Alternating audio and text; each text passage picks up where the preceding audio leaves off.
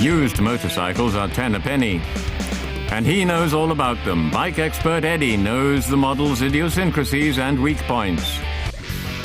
Today he's on the trail of the legendary Harley Davidson. What do you have to pay to be able to cruise around on this US cult brand?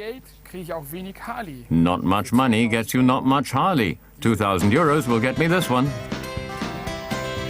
Older models, especially like the XL 1200, require a lot of servicing. The welded joints and varnish have to be regularly maintained in order to prevent rust or zinc pests. You actually get the basic foundation for 2,000 euros, but to be perfectly honest, the gearbox needs some work. I think a woodpecker's living in it or something.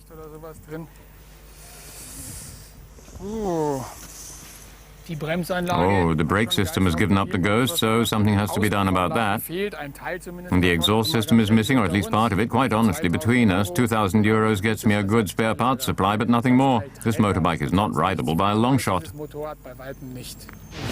If you buy a used Harley, you have to expect a lot on your own initiative and high prices for replacement parts.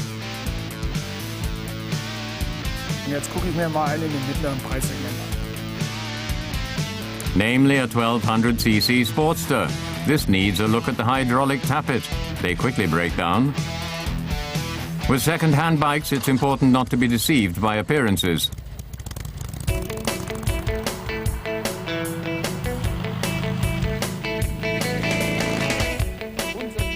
When buying used, I always keep an eye on the engine and gearbox and whether it stays dry.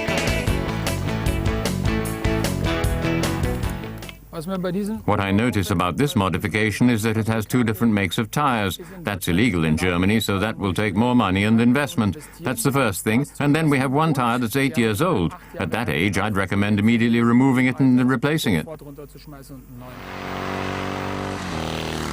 Customizing is great. It starts at the front with the fork, goes right to the swing arm at the back. With every kind of modification like this, it's very important to take a look at the vehicle registration documents, because if some parts aren't entered on it, then I'd leave it well alone.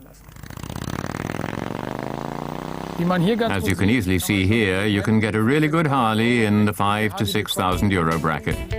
And beyond that, how much do you have to shell out for a sporty Harley? And for just over 9,000, you get this. A lot has been done at Harley in recent years. Above all, if you want a Harley that doesn't vibrate as much as before, you should go for a 2004 model and above. Since then, they've had a silent block. What is it? A rubber-housed engine block, which has fewer vibrations. Highly recommended if you don't like jouncing and shaking.